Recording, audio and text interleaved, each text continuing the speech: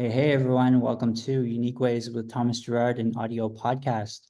We have a really excellent guest on today. She's a designer at NASA's Jet Propulsion Lab and a recent speaker at Config.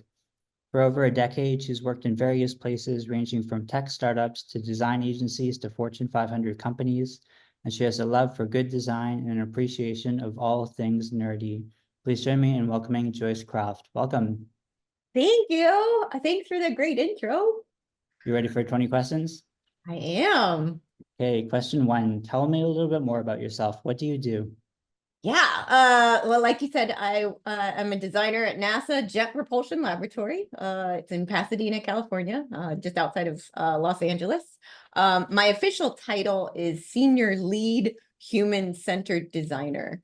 And within that, I'm actually a design lead for a group called the Innovation Foundry. It's part of the Office of Formulation at JPL.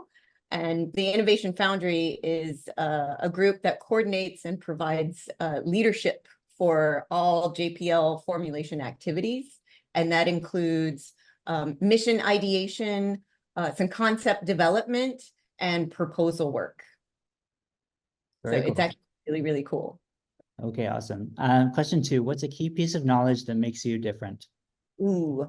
Okay. So I wasn't sure how to answer this one. So I asked a good friend of mine, and she told me that my strength is my ability to translate research into design, which I think is a good strength.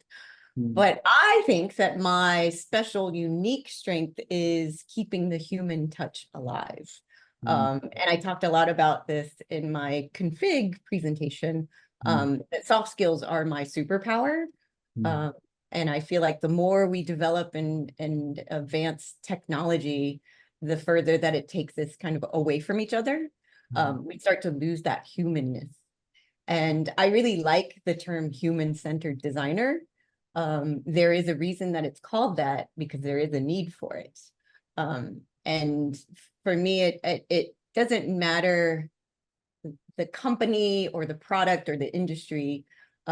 We'll always come across, as designers, we'll always come across similar problems and personas. And I've already seen a lot of them. So dealing with the humans is a huge part of my work. We had an early supporter, John Maeda, on the show, who used to do a design and tech report that really got me into that space, but it's super interesting to hear more on that. Yes. Yeah, so question three, why this of all things? Why do you do what you do?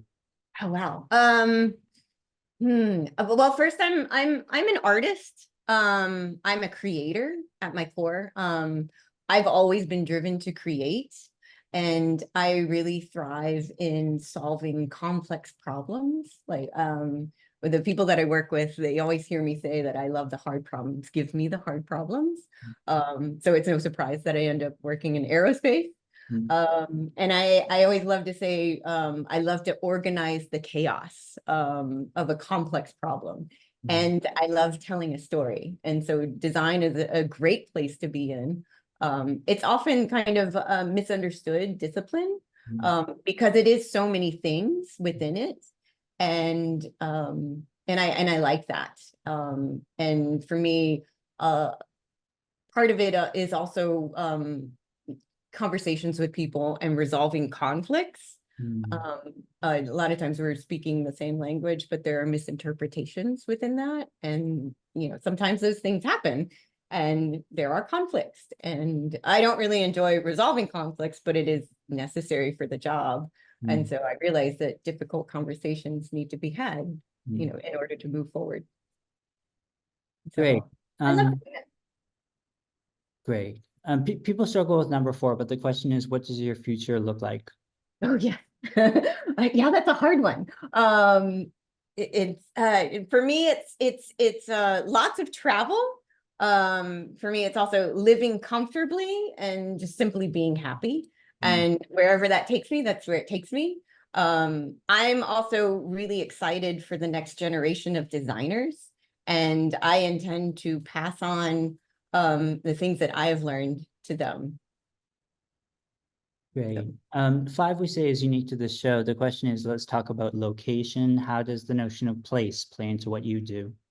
Oh, okay. So couple of things there. Location. Well, right now I live in LA. City of Angels, La La Land, Tinseltown, whatever you want to call it. To me, and when I got here, I thought it was the city with the most generic skyline.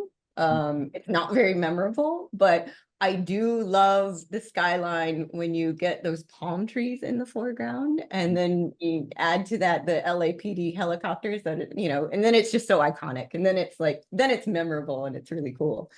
But I moved here about 4 years ago. I was in the San Francisco area, and I actually lived in the city of San Francisco. I worked a lot in the tech industry for a long time. And while I was in San Francisco, I actually watched the tech people drive out a lot of the artists and creativity. There were a lot of galleries that were actually in San Francisco, and it was kind of pushed out because of all the tech startups and that boom. And so I was really happy to move to LA, which is a lot bigger, where there is, art scene still here. There's music and there's film. And I love those things because they inspire and influence me. And I like being out and about, and the weather is always good here. It's warm, the sun is always out, and I love people watching. I'm always an observer. And yeah, I like the weather, and it's good. So that's the location part. And then the second question was, how does the notion of place play into what I do? That's right. Yeah. Well, place, well, that could mean a lot of things. Well, we just talked about location, so it could be like where I am. Place could be like a ranking. We could say that we're all a number in some sense. We could add time to place, and it becomes space. And I think that becomes interesting. So it's a particular position and time, which I think that creates opportunities. But I think I'd like to answer it with place being my role in a particular context. I like to meet people where they are at, particularly in my work. I kind of like to get thrown into that chaos, into the deep end of the pool, and find my place in there, and not really know anything that's going on, and kind of figure it out. So I love that sort of notion of place. Great. Number 6, if you had to start from the beginning, what advice would you give your former younger self? Oh, wow. Go to law school? No, I'm just kidding. If I had a mentor early on tell me about the hard part of being the hard part of the job of being a designer, I probably would have chosen another path. That's kind of a joke that I always say, because the hard part is the people part of it. It is exercising those soft skills. It's not just not just about selling your idea or solution, but it's also dealing with other people. The selling of your idea is something that Paula Scher talks a lot about. Your stakeholders want proof that it will work, but there really is no proof a lot of the times. And I really like talking about it in the terms of dealing with the humans, and that part of it is the real hard part of the job of being a designer. The easy part is the making the designs and putting headphones on and pushing pixels around, but the hard part is something that people don't talk about a whole lot. Great. But 7, what's a day in your life like? oh, depends on the day. But usually for me, I wake up anywhere from around 4 or 5 a.m. I get up really early. I have a really strong cup of coffee, usually in flavor, not in caffeine. I like the flavor of it. And then this is the only time of the day that I actually sit in quiet, where it's completely quiet while I drink my coffee. And then I'll slowly start to listen to some podcasts. I really like listening to Croft or Pivot. I'll switch between those, and Conan O'Brien Needs a Friend, which is really entertaining. healthy runner, which I'm a runner, so I like to listen about running techniques and things, and training tips. And then sometimes I listen to some Bachelor reality show recaps. That's my thing. I like trashy TV sometimes. And the HBR Idea Cast is actually pretty good. And then I'll start to get up and about, and I'll eat like 200 calories of carbs, maybe a little bit of protein, and then I'll do my early morning run. After that, if there's time, I'll do some strength training. And then I'll get to work. If I go into the office, if I go on lab, then I'll spend the whole day there. And then if I'm working from home, I'll just start up my computer. And then it's a lot of emails and a lot of meetings, more meetings, and then there's maybe a lunch in there. Then I'll get some production work in the afternoon. There might be another meeting or two. When I get to actually do some work, I'll put my headphones on with the loud music. And then in the evening, it's tennis or gym time if I didn't strength train earlier in the day. Some emails, and then I start to wind down and I'll watch a little bit of TV to kind of turn my brain off. And then eventually put devices away, have some tea, read, and then sleep, repeat. And then on weekends and holidays, I just replace the workday schedule with my hobbies or volunteer work. And hobbies can be anywhere from like crafts and sewing, embroidery, drawing, just something creative. And then also one of those weekend days will be a really long run. It's usually more than like 10 miles or more. And since I'm always training, I'm always eating. So I eat a lot throughout the day. It takes up a lot of time. Awesome. That segues nicely into number 8, which is around lifelong learning. It's a popular topic. How do you stay up to date? Yes, I have mentors. My mentors these days are usually not really design mentors. They're more business minded mentors. So they kind of guide me in finances and strategy sort of things. So I have them. I read a lot of news, pop culture, because I love, like I said, trashy TV. A lot of reading. I read a lot of books. And then I also stay up to date with like all the cool things and the trends from junior designers that I work with and know, and my nephews and my cousins keep me current and cool. Um, I've been involved in the arts and I've been a designer for a long time, so I've exercised that a lot and I know the principles of design. So for me, I'm now learning and growing other critical skills. So it's about negotiation and strategy work, and working with other people. I read a lot of lawyer books right now on how to do good lawyering, if that's a word. And then I also read books on FBI profiling, which is really interesting because I love learning about and studying human behavior. And that profiling actually helps me with reading people and working with people.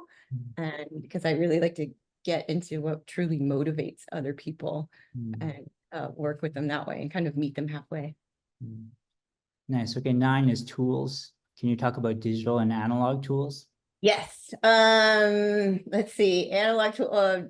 My favorite tool of all time is a toothbrush. That's my snarky answer.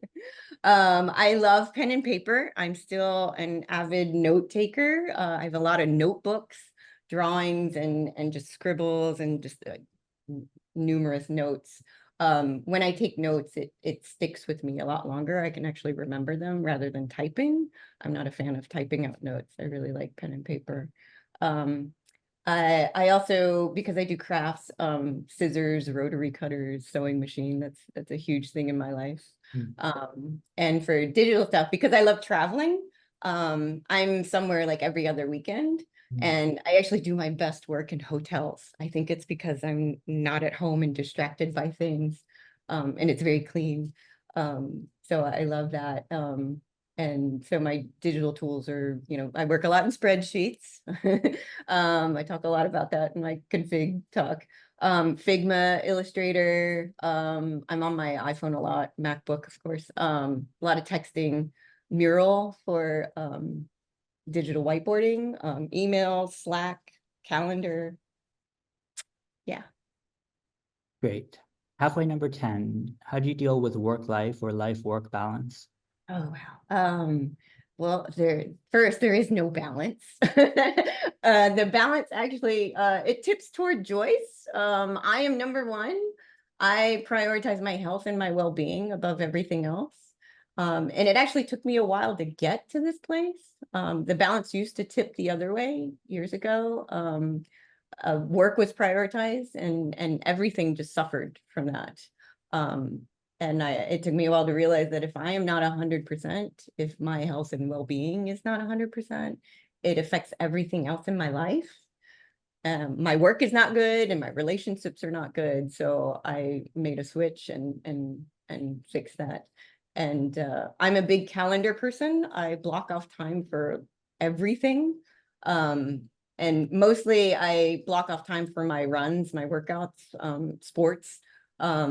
And I chase the endorphins. I, prioritize exercise, good food, and sleep. I love naps, and restorative yoga. And I make sure that time is blocked on my calendar and that I stick to it, that it is a priority to take care of my body. And unfortunately, all of that training and it I have to eat a lot and that takes up a lot of my time. So I'm actually active, about 1.5 to 2 hours every day, and some days even a little bit more if I needed to help me sleep, or if I just have a lot of energy that I need to get out. Also, the running sort of helps me work through problems that I have.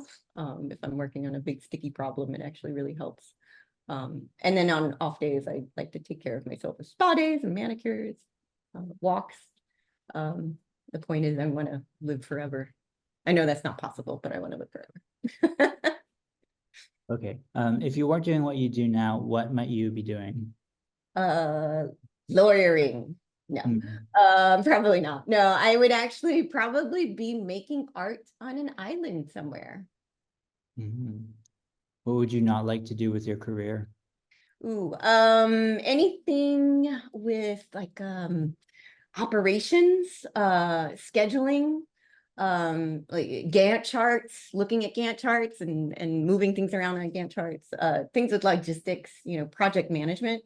I like product management. I don't like project management. Mm. And in work, I also don't enjoy the pixel pushing part. I'm not a polisher, Mm. just because it takes so much time to do. Mm. I like to get my designs, when we're talking about visuals, to get it good enough. And I believe that if you have a really good design system with the components, like, margins and padding and spacing, typefaces and sizes, those are already defined. So Mm. um, it reduces that time that you actually have to push things around. No need to spend time on details like that. Mm. I'm a conceptual thinker and my time is best spent on that. I like the big picture stuff, vision stuff. And I like, those hard problems. So anything that's outside of that, I'd rather not spend time doing. Wait, 13. Do you have a favorite word, quote, or sentence? Yes. This one's a new one to me as of like the past year and a half. It's a favorite, I guess it's a quote. I heard it somewhere. But I kind of adopted it as my mantra that I practice now. Return the gifts life has given to you. Mm. And I now practice that. Mm. How about a least favorite word, quote, or sentence? It's a word, and it's the word should. It Mm. usually comes in, you should do this, you should do Mm. that. And when I hear it, I kind of shut down. Mm. You're choosing one word to describe yourself. What word do you choose? Playful. This was a hard one for me, but playful was the one that it came down to. And basically because I just don't take myself too seriously. I like having fun and being silly.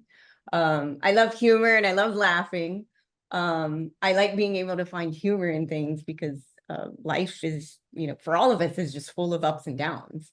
Mm. And the wonderful thing about being a human is our ability to be flexible and adapt and deal with those hard times, Mm. and lean on the people that we have to get through it. because those downtimes aren't constant. Eventually you'll get an upswing, and then we can all celebrate that together. But having a playful or just a genuine attitude towards life and things just helps you get through things easier. I'm also told that I have a very infectious laugh. It's a very loud laugh because I laugh with everything. It's very physical for me, and I love that. What keeps you up at night? Sugar and caffeine after 12 p.m. But also a sticky problem. If there's something that I'm trying to solve, and it's a very complex problem. And they say, complex problems are usually just a bunch of little problems together. So I'll be up at night thinking about it and trying to figure it out. I keep pen and paper next to my bed if I get an idea of how to do something. But if I'm working on something that I'm having a hard time figuring out, I will wake up in the middle of the night and start thinking about it, which is not great, trying to solve it, but it happens. Great. Final stretch here. What's a dream you're chasing? Ooh, there's three things. There's the material things. Money. I love money. I don't need a lot of money. I just need enough money to live comfortably. And also I'm working up to get a 9/11 target. So, and then accomplishments, I would love to be in the United Million Miler Club. I'm getting close to it. I have a couple friends in there. It just would be fun to be there. And I don't know what I would do with it once I have it, but just would be fun. I just love traveling, so it's not that far out of reach. I would also love to be a published author. I am working on a book that I've been working on for a few years now. It's a children's book. So we'll see how far I get with that. And then personal dreams, achievements, I guess. I really value intense friendships and connections. Relationships are really, really important to me. So always looking for people. I collect people. Nice. Okay. Number 18, what inspires you? Ooh, a lot of things. I love things that inspire me to make stuff. And that could be anywhere. I could find it anywhere. It could be, a portfolio I'm reviewing. It could just be a cool image, a scene in a film, artwork, music, colors, textures. I love textures. And I think lately, and mostly I get inspired with the conversations that I have with people. Since I lean extrovert. I lean toward extrovert, and I externalize a lot, and I meet a lot of people very easily. So many ideas and things come out of conversations, and I love having a really interesting conversation with someone, and I love when people add something to it. It's kind of like that old improv rule of saying yes and not shut down a conversation. You kind of go with it and feed it, and great ideas are there. And I like to see where it takes you. So inspiration is there. Great. And last couple here, number 19, any advice you'd like to share? Ooh, how much time we got? I have a few things. I like to say yes to everything. This is work and experiences. Just experience it all. There's a whole world out there waiting for you. And those experiences that you have and those interactions that you have will influence your life and work. And also with your work, do good work because it leads to more work. Creativity begets creativity. I believe being creative makes you more creative. And so anything that you work on cultivates more ideas. And so I like to keep flexing those muscles because you never know where it will take you. And follow through with your commitments. Don't flake. Be humble and have humility. Challenge yourself. I found that some of the greatest things in my life came from being excited, but also having a little bit of fear, and being authentic. Be who you are. I'm a total dork and I own it. And I do things as long as it does not come at the expense of others or hurting others. Mm. But I like to tell people, don't be fake or be someone you're not. Be Mm. you, and find your voice. Mm. I had a mentor tell me this years ago, that Joyce, find your voice. So don't be afraid to try things, especially for women. Find what works for you and what works in your personal life to make things a little bit easier for you. And that's whether it's convincing a stakeholder of an idea or making connections. I tried a bunch of things in some meetings while I was working at Amazon. I knew I wasn't going to stay there because the culture was just wasn't a good match for me. So I experimented while I worked there, and I found some things that worked for me in meetings. And I leaned on my personality to find what works. And what works for me may not work for other people. And vice versa. What works for somebody else doesn't work necessarily for me. So try some stuff and find what works for you. Find your voice. And I think the last thing would be take care of your body, because it's the only one that you have to get you through this life. Mm. So take good care of it. Great. And the popular one, number 20, how can our listeners keep tabs on you? What's our call to action? Oh boy. I am not good with social media. I have a very small life. I have a website, joycecroft.com. It's just my projects, both work and personal stuff. Hasn't been updated in a long time. Maybe I need to update it now. I do have my LinkedIn. That's my professional persona. My Instagram is private, so you can send me a friend request. I'm kind of very careful about what I put out there. I like to keep to myself, my family, my close friends. So maybe I need to make a public Instagram now. Maybe that's something I'll do. But stay tuned. Awesome. Well, I am so thrilled that you came on the show today. When you made a splash at Config, I knew that I had to reach out to you, and then you got back to me, and I was just so happy. So thank you so much for being on today. Oh, thank you. This has been an absolute pleasure.